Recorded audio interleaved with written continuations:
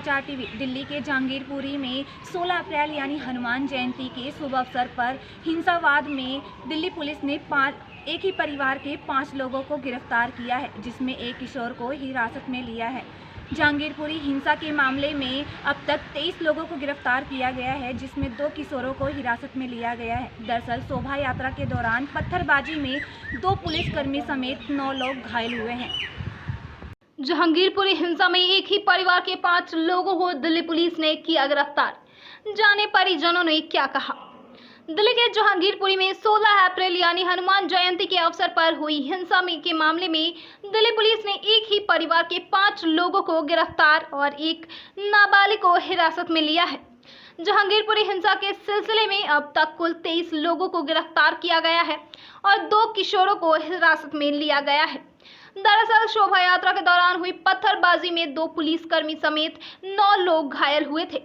Delhi police ने जहांगीरपुरी हिंसा के लिए दोनों समुदायों के लोगों को गिरफ्तार किया है। गिरफ्तार किए गए सभी लोगों में पुलिस ने एक विशेष समुदाय के एक परिवार के सभी पुरुषों को गिरफ्तार किया है।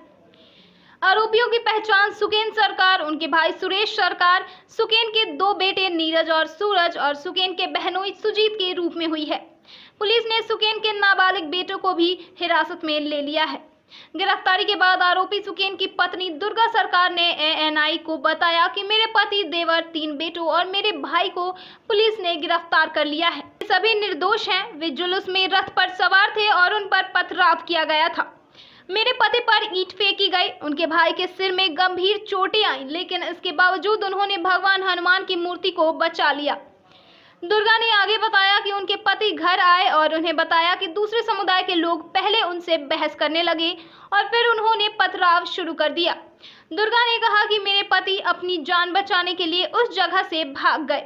वह एक छोटा मोटा काम करते हैं और मेरा बेटा 12वीं कक्षा में है। उसकी बोर्ड परीक्षा है। उसे रिहा नहीं किया गया तो उसका जीवन बर्बाद हो जाएगा।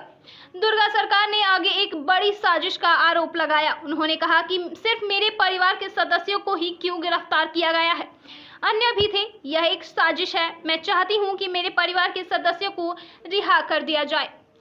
वहीं गिरफ्तार सुजीत की पत्नी मीनू ने कहा कि मेरे पति को पुलिस ने गिरफ्तार कर लिया है। वह शोभा यात्रा में रथ खींच रहे थे। उन्होंने बताया कि मस्जिद से 5-6 लोग आए और उन्हें लाउडस्पीकर बंद करने और जय श्री राम का जाप बंद करने को कहा।